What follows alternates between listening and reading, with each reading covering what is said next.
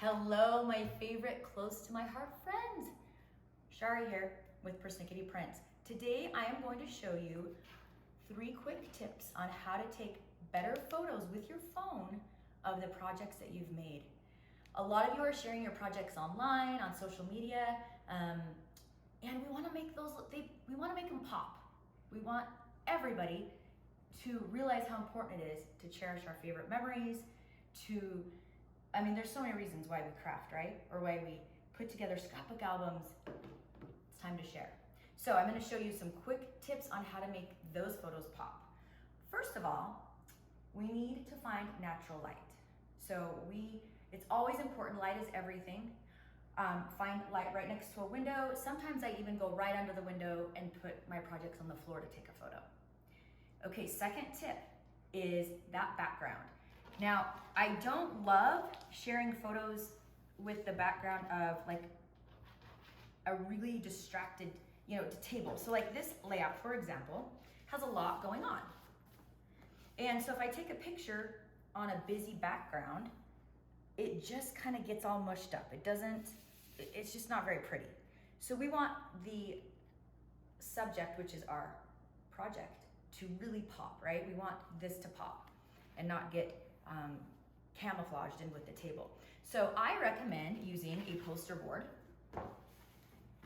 or you can go and get, we're paper people. Any type of paper, if you want to use a fun poppy color, you can get these really cheap, at any craft store. Zerkers is where I had those rolled papers left over from a party. So I also have some solid colored 12 by 18s that I printed. And you can really choose a color and put it behind your project just to make it stand out. I prefer using white just so it's more clean and just more easy on the eye. However, sometimes when you're using a white background and the project has white edges, it's hard to differentiate the project in the background. So do what you feel is right, but keep it simple and keep the project that you're sharing front and center. So for example, this layout I want to share, this beautiful layout. Look at all of that detail, it's gorgeous. Now, if I take the picture of it inside of the page protector, what's gonna happen? I'm gonna have glare.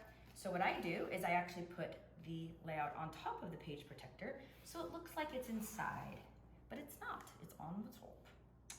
So then I'm going to get my phone, and here's your next tip. Turn on the grid mode. So iPhone and Android phones all have a grid mode. I'm going to show you really quick where you can find that. Inside of your iPhone, you're going to go to settings, then camera, then grid on. With the grid mode on, when you're taking a photo, you want to line up. Here's the rule of thirds, but most importantly, this little, you guys, what do you call it? Like a T or something? You want it to align so that it's completely straight on top of each other. And that's, crosshair, that's what it is, Mark. Oh, yes, thank you. Crosshairs are gonna align. And once they align, you know that your phone is level, and then you can take the photo. Now, remember, if you're gonna crop it square, you want to leave some wiggle room with that crosshair. And there you take the photo. Okay, and now that you've taken a few photos, my next tip is to quickly click Edit up here on the top right. Auto Enhance, you guys, 2 seconds and you're in and out. You can adjust the sliders, exposure, brilliance, highlights, shadows a little bit, and for sure, let's add some sharpness all the way down here. That is gonna make that photo just pop.